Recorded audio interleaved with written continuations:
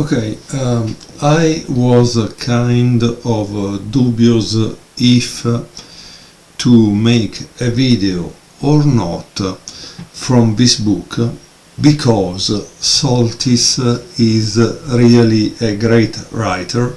He doesn't need introductions, and he writes these wonderful biographies.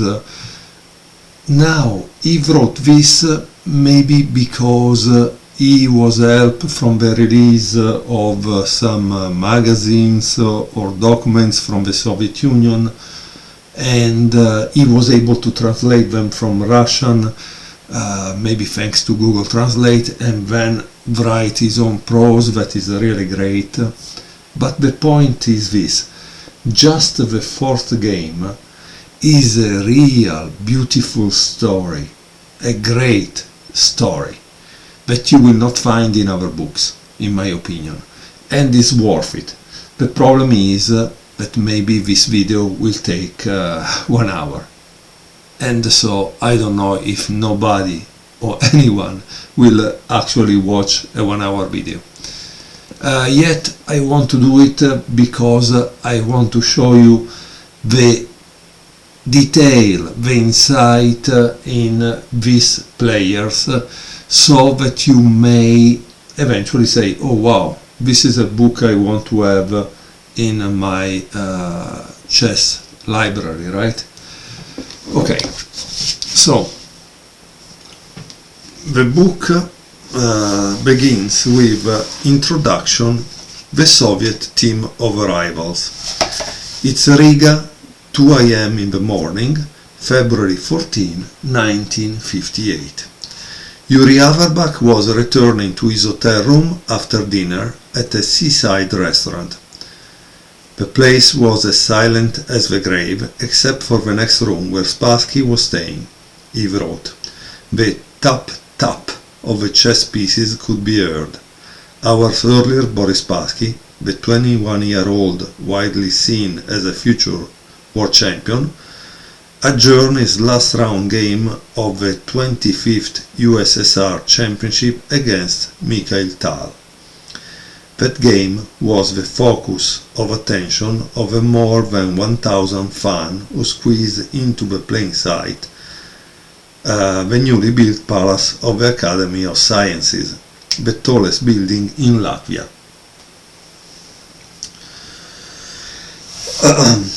When the final round began, the leaders were Tigran Petrosian and Tal with 11.5 points, David Bronstein 11 points, Spassky and Averbakh 10.5 points.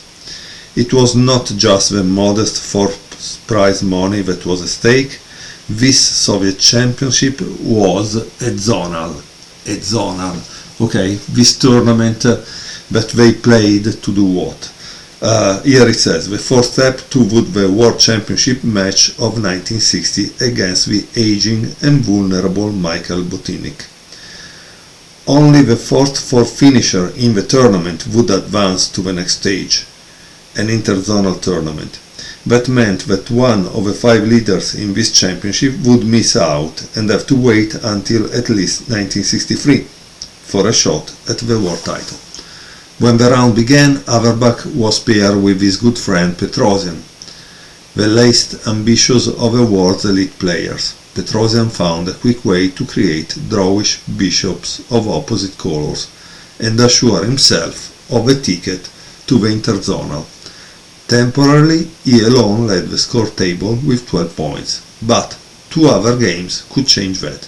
One was Spassky versus Tal. Okay? And here the game begins. Oops, let me change the position so you can see from Spassky's side. Okay, so Spassky is white, okay? d4, knight f6, c4, e6, knight c3, bishop b4, a3, b takes c3, b takes c3, c5, e3, knight c6, bishop d3, and now there is an interesting move that I wouldn't think of. e5,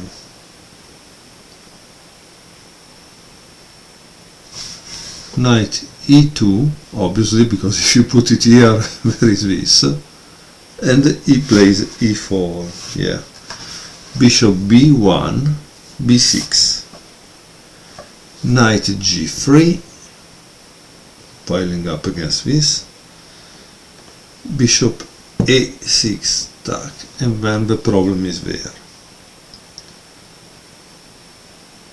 Wow, interesting move. f3, bishop takes e4,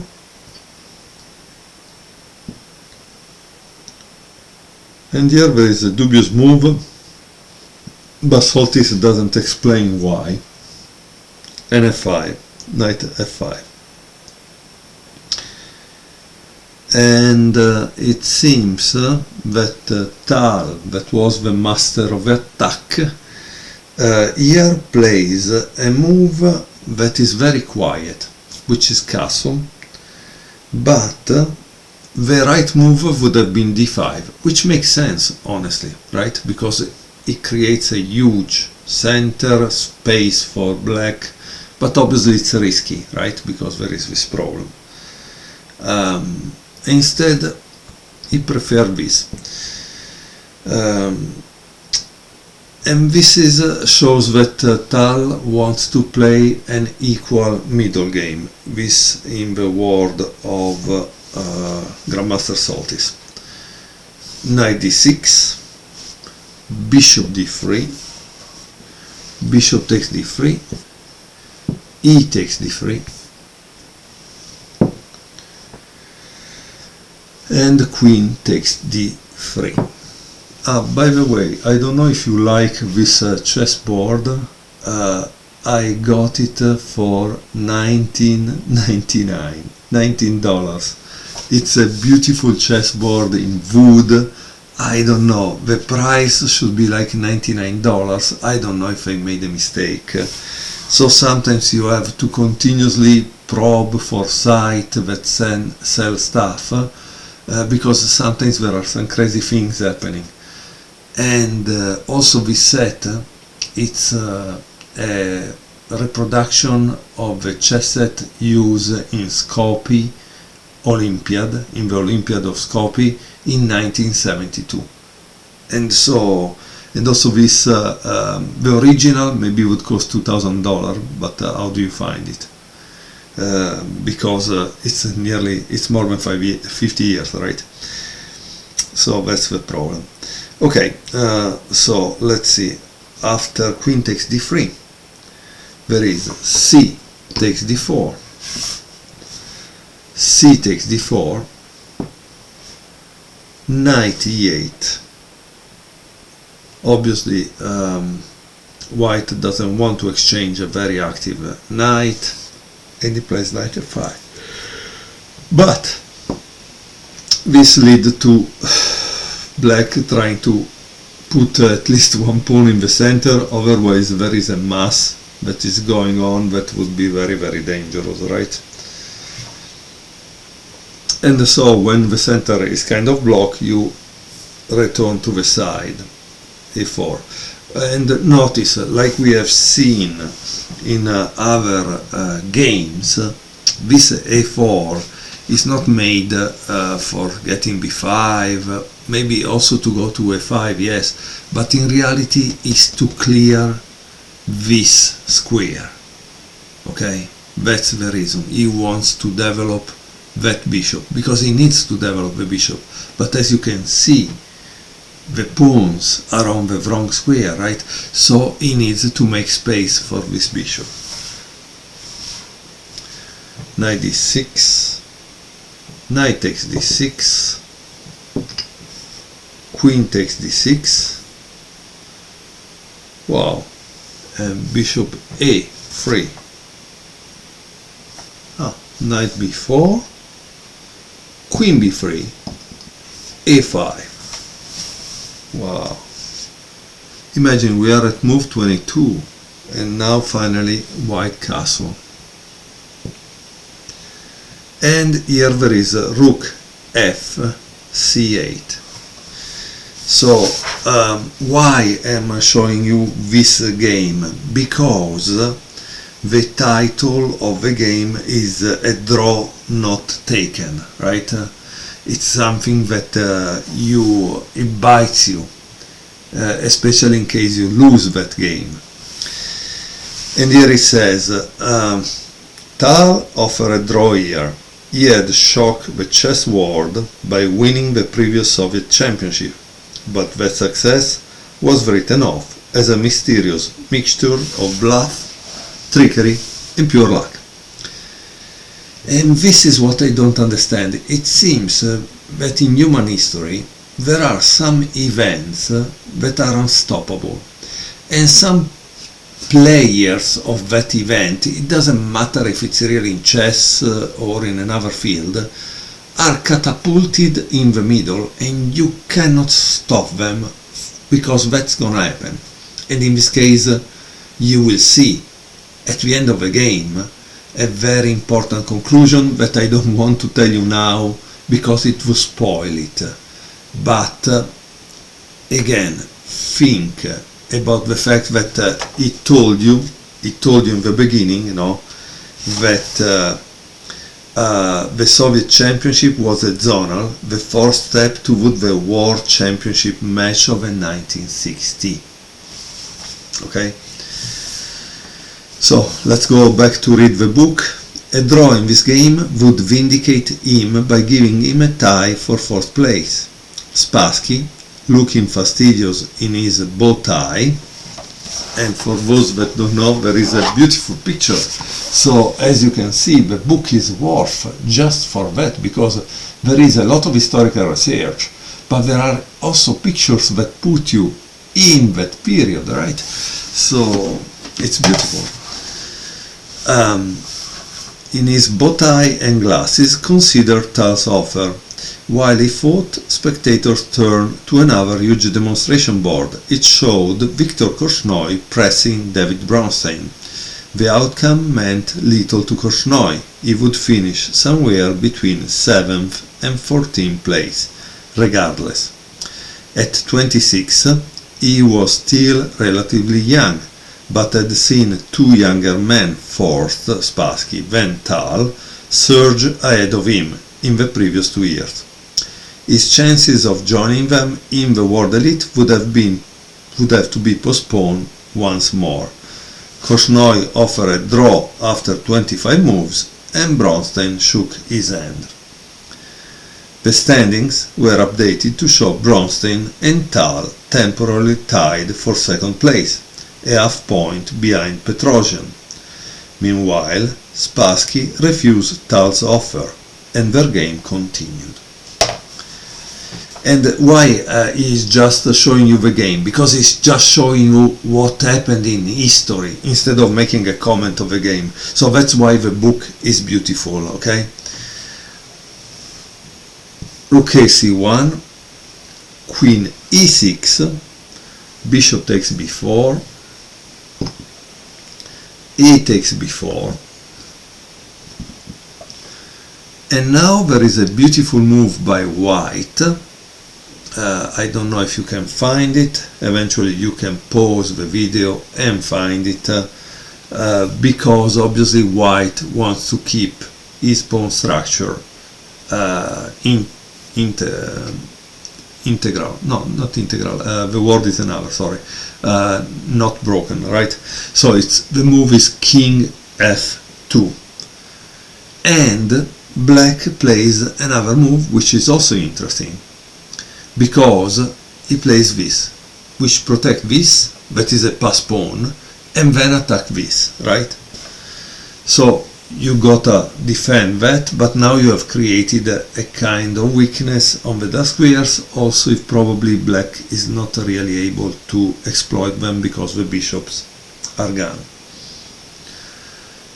And what happens is that black plays king f8. This is kind of interesting because it would signal that this is a kind of endgame. But all the heavy pieces are still on the board, okay? So, I don't know. Let's just continue to see the game, because in reality the point is not to comment the game, but what happened in the mind of a player, what happens as a final result. Rook c2, rook takes c2, check, queen takes c2, and now obviously he's attacking here, right? So g6, rook c1, trying to again keep control of the c file, queen d7, attacking a4, right? Queen c6, queen takes c6, rook takes c6, and now you understand why he had played king f8, right? Because this is an endgame. Now, what do? Do you play or do you defend this? Tal defended this pawn. And now it's your turn as white. Tell me, what would you play? Because again, the game is just historical, and I'm reading it to you to celebrate Spassky's life, to celebrate the life of these champions, but at the same time we can make a little exercise and guess the move, right? So it's more fun for each of us. White played a5, which here is marked with an exclamation point, which so I think it's a good move. And guess what? Black also played a very good move, and you can obviously pause the video, try to find it for yourself, or I just show it to you. b3. And now there is a takes b6 and b2. Kind of interesting or not? b7, b1, queen. Amazing move, obviously. As you can see, the complexity of this game is huge. As you can see, to have familiarity with endgames is kind of important, but I believe in this case it was pure calculation at the board, okay? Rook c8, king g7, and b8, queen.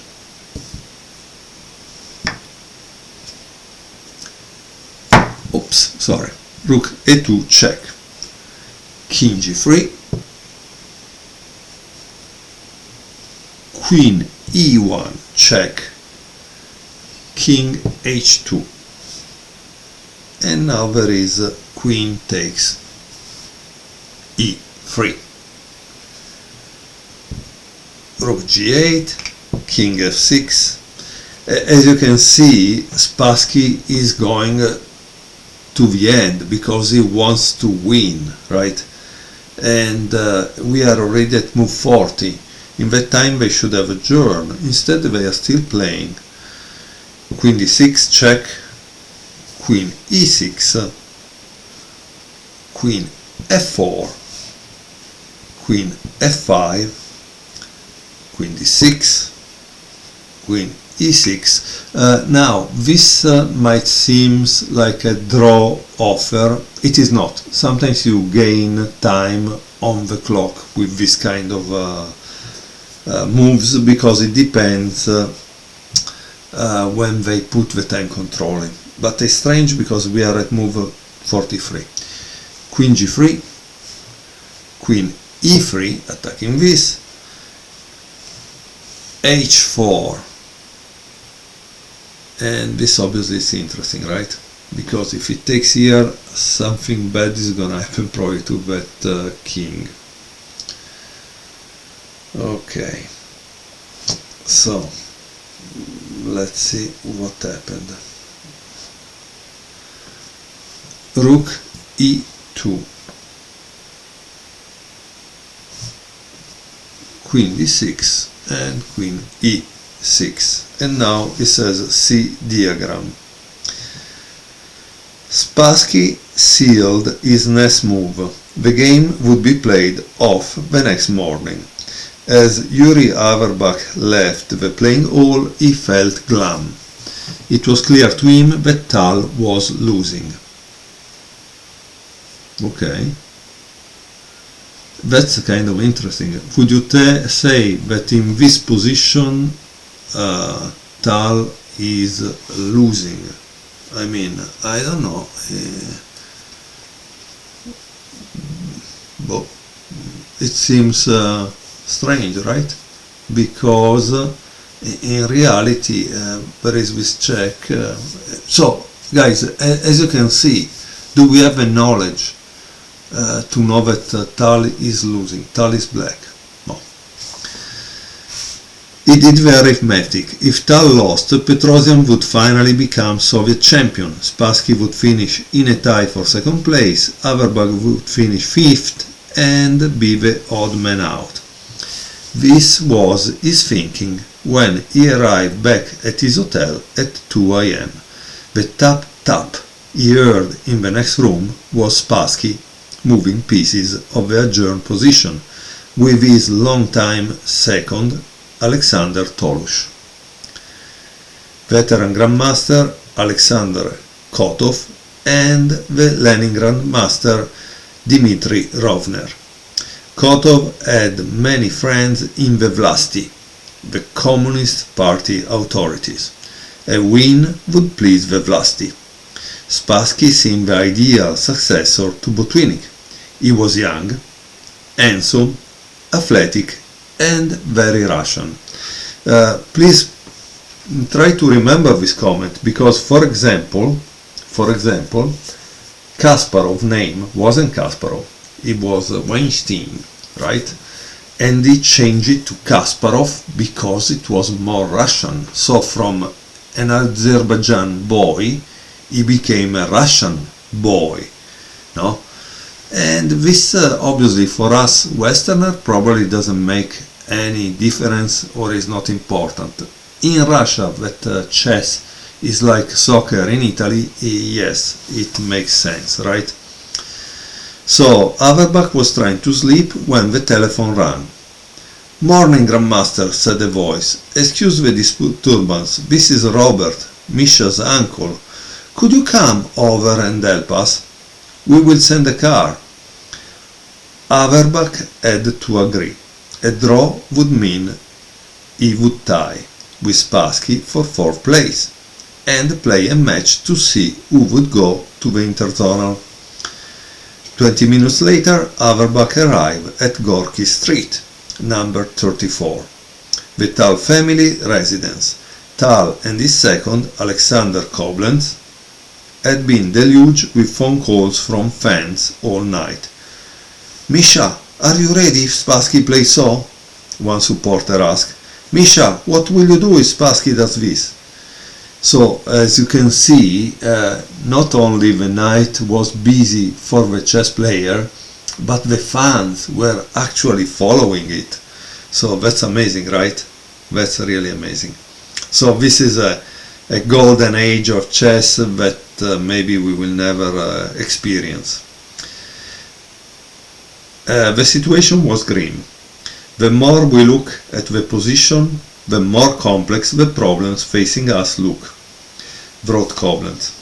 He was the father figure who Tal reverently called Maestro.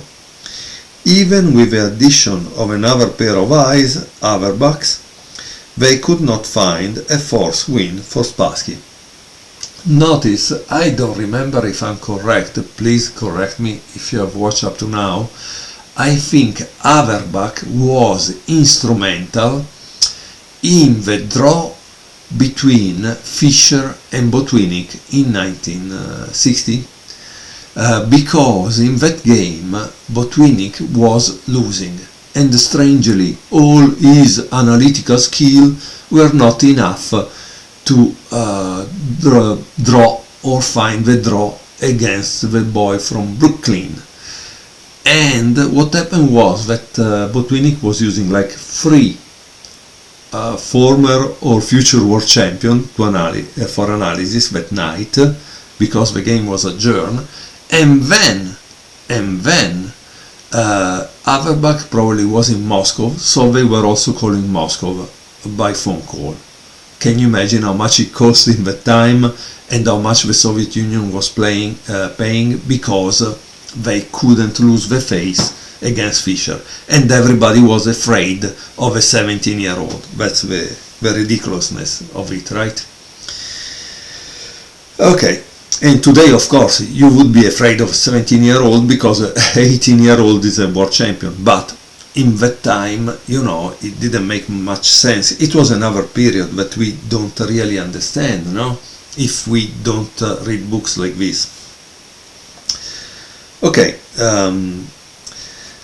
but the position simply felt like it should be won. This was the feeling Tal so often sensed when he was the attacker. There was simply too much pressure, both tactical and psychological, for a defender to endure. Back at his hotel, Spassky and his team came to the same conclusion. There was no clear force win. But White could test Black's defenses here and probe them there. Spassky could maintain the initiative for at least another 10 moves, maybe 20. And if he could not find a win, he could always force perpetual check, and then try to beat Averbach in a playoff match. The two analysis sessions continue without reaching a definite conclusion. At 4:40 a.m., Tal's doting mother, Ida, came into the room with a glass of kefir for her son and a bit of motherly advice. "I think Misha should lie down and get some to sleep," she said. "The most important thing is that he plays with a fresh head." Tal and his helpers were about to fall asleep at the board. "I just got sick of being mated in the analysis," Tal said, explaining why he gave up at 5 a.m. Across town, Spassky also concluded he needed sleep. "Tomorrow I will mate him," he announced, "but now I'm going to bed, except that if it's 5 o'clock in the morning, it's already tomorrow." Averbach left the Tal home and went back to his hotel. Koblenz also left, but wondered how Tal could possibly get to sleep when Spassky's heavy pieces are pursuing his king across the whole board.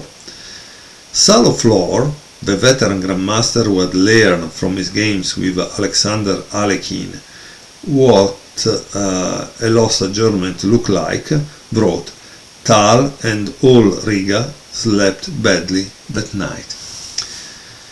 The draw not taken. Spassky liked to attend important games after a bath and a shave and wearing a suit, but he had analyzed so late that he left for the tournament site very disheveled and fatigued. He encountered Petrosian along the way. By the way, I don't read it to you, but for example, when he finished the phrase fatigue, there is a little 7, which means there is a note. So that's why I tell you this is a historical analysis or historical research, because the author is quoting something, right, from other books, from interviews, and so on and so forth. Here he says, Spassky encountered Petrosian along the way. They had met 5 years before at an international tournament in Bucharest, Romania, when the Armenian was the world's youngest grandmaster and Spassky was only a 16-year-old national master. They drew in 15 moves, thanks to an angry telegram from Moscow ordering the Soviet players in the tournament to stop beating one another. So, I don't know if you understand, guys, what is coming out here, right? So this is 57 it says here. 5 years before was 1952. Here there is a telegram that says order the Soviet player to stop beating one another. So Fischer was right when he accused the Soviets of doing draws. And he did that in Curaçao in 1962 because he realized that he would never have a chance to become world champion if the Soviet played that game. But in that time, they said Fischer was crazy, not correct, blah blah blah blah blah blah, and yet he was correct. Since then they had become good friends. Spassky knew how easily excited Petrosian could be. This morning he found him strangely subdued. "Today you will be champion," Spassky told him. Petrosian did not even smile, but he was wearing a new suit, with white short and tie, apparently all ready for his interview as champion. Spassky proceeded to the playing site and sat down at the board with his own glass of kefir, when the game resumed at 9 a.m. Meanwhile, Averbach finally got to sleep. When he got up and went for a walk, he heard Latvian youths, obviously fans of their hometown hero, shouting, "Tal is champion! Tal is champion!" Averbach could not believe it. Still groggy, he managed to run back to the site and push through the departing crowd. He discovered what happened. And now we return to the game, okay? So, now, as we said, it was white to play, and he played Queen f4, which is a good move. Queen f5, and now there is the real good move, that is not a repetition, right? So what do you think white played in this position? He played Queen h6. Then there was obviously probably this and this, and he loses that, right? So he must be very, very careful. King e7, Queen f8, King f6, Queen g7, King e7, and Rook a8. This was among several times when Spassky could have repeated the position and drawn. "Why did you refuse draws?" Boris Weinstein, the wartime boss of Soviet chess and mentor of David Bronstein, asked him at the final banquet. "You wouldn't have become champion even if you had won the adjournment." And the answer by Spassky is, "I very much wanted to win." Years later he admitted, "I was like a stubborn mule." So this is also why we are obviously celebrating Spassky life, because he died on February 27, 2025. Queen d7, Queen f8, King f6, Rook e6, and Rook e6. Queen h8, King e7, and Rook a8. I don't know. Here, in fact, I don't really see what is white doing. Rook e1, King g3, and now there is a mistake by black, which is h5. Again, Soltis is not really commenting the game. He's not telling us why it's a mistake. I think it could be that you don't want to move the pawns if you don't really need to, okay? Because if you enter in a zugzwang situation, a pawn maybe can take you out of it, but if you move them before, you can't. King f2 and Rook e6. And here there is a diagram, okay? Why there is a diagram? So because this is a critical situation, very, very critical situation. Now we are at move 57, and look at this. There is a mistake by Spassky that it's interesting because the so-called analyst like Kasparov didn't find it out. But let me show you. The mistake is rook c8. Tal gave this move an exclamation point when he first annotated the game. But okay, it was 1957, there were no computers. As did Garry Kasparov in 2004. But in 2004 there were computers, and the computers were already stronger than the world champion. But it spoils the attack. Fourth wins with variation many moves deep were found at various points after the game. The most convincing was Queen b8 with a threat of Rook a7. The idea is to force the king on f6 so that g4 will be followed by a killing g4, g5. But the position is staggering difficult. When Tal reanalyzed the game more than 25 years later, he failed to find this and other wins. Okay, so that's the reason. And so the queen was on h8, okay? And black played rook e6, and white instead played the mistake that was rook c8. And you guys must notice one thing. I noticed that some of his champions, even Bronstein, they had curiosity about some of his endgames because they really wanted to know if they could have won or not. And they really spend a huge amount of time trying to find out. And so, yeah, the endgame is a must. Unfortunately, guys, the endgame is a must to love and to win. Otherwise, you will not become great at chess. Okay? So, how did Tal continue here? He also made a mistake, which was rook d6. Queen f8, king f6, and another mistake is rook e8. The right move is g4, it says.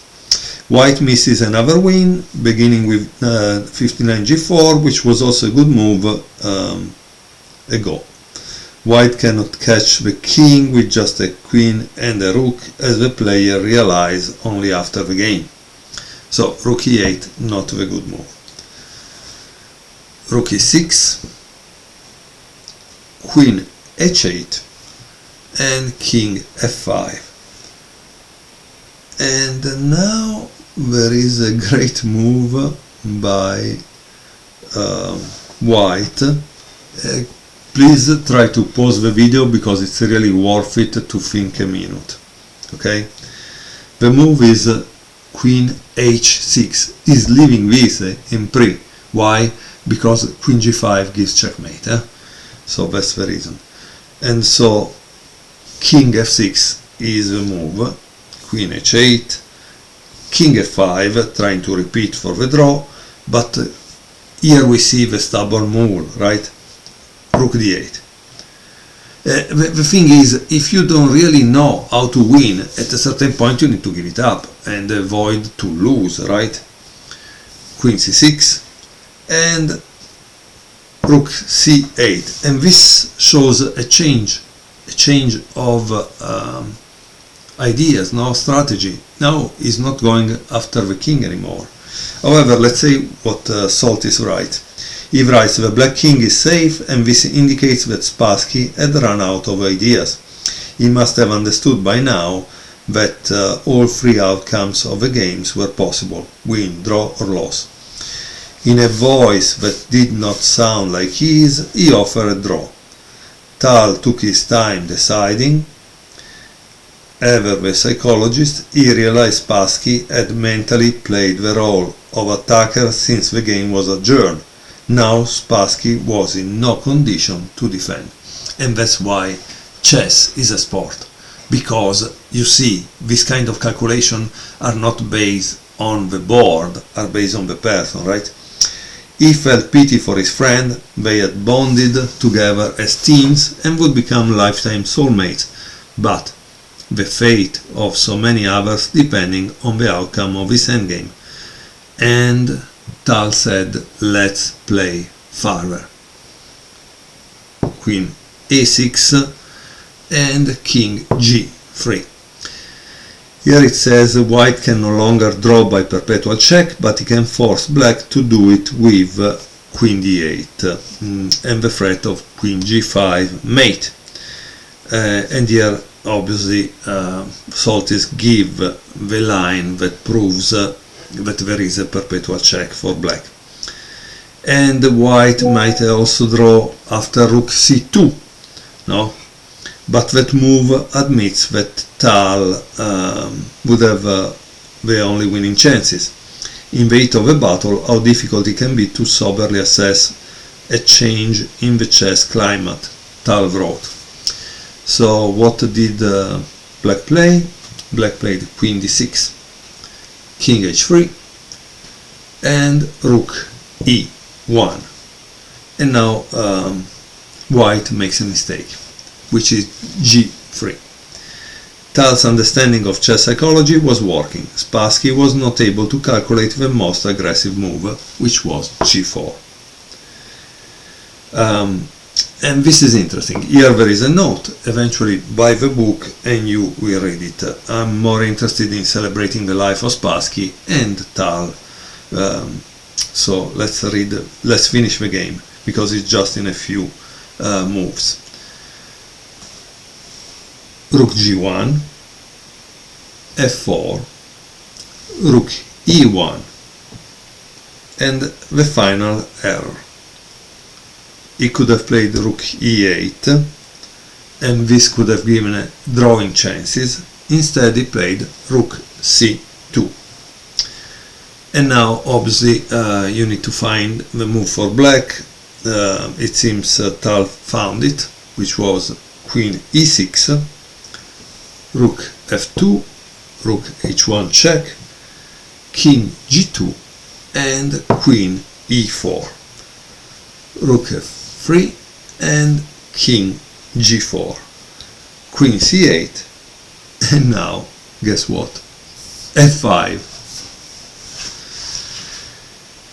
And here it says Petrosian, reduced to spectator, could not stand a tense situation like this. Journalists had dubbed him Iron Tigran, but he knew this was a myth. Petrosian nerves would not allow him to follow the game in the auditorium, where every move drew O's and A's from the audience. Instead, he awaited word of the outcome in the press room. Suddenly, they announced Spassky is losing, he recalled. I couldn't take it and went to the stage. Over the years, Petrosian had grown to envy the theatrical calm that his friend Spassky managed to maintain even in desperate position. But he could not do it this time. When I approached the table, Spassky raised his eyes to me. They were the eyes of a cornered animal. Spassky resigned. On his way out of the building, he began to cry, as he used to do more than 10 years ago, when he first became the darling of the Vlasti. I went out into the street. I was absolutely depressed, tears running down my cheeks, he recalled. Outside, he met David Ginsburg, a friend of his trainer Tolush. Ginsburg was a checker master, chess journalist, and a survivor of 8 years in the Gulag. He told him, don't be upset, Ginsburg told him. I know what happens next. Tal wins the interzonal, and this was the part I wanted to read you. Then the candidates, then he defeats Botvinnik, then he loses the return match, then your time will come. Only years later, after it all came true, Spassky was able to smile. Such an accurate forecast, better than any fortune teller, he said. Obviously, here there is much more to read, you guys, but again, I think I made the case for this book because we were able to celebrate the life of Spassky with a painful loss, because chess is also pain, especially if like Spassky or other great, you are on your way to the top. But as you can see, it was an amazing story, something that happened more than 70 years ago, right? Or 70 years ago. So it's something that we want to know, that we want to read about, and Soltis brought it back to life. So thank you for watching, guys. It was a very long video, I know it, but in my opinion it was worth to read this story and know it. Thank you very much for watching.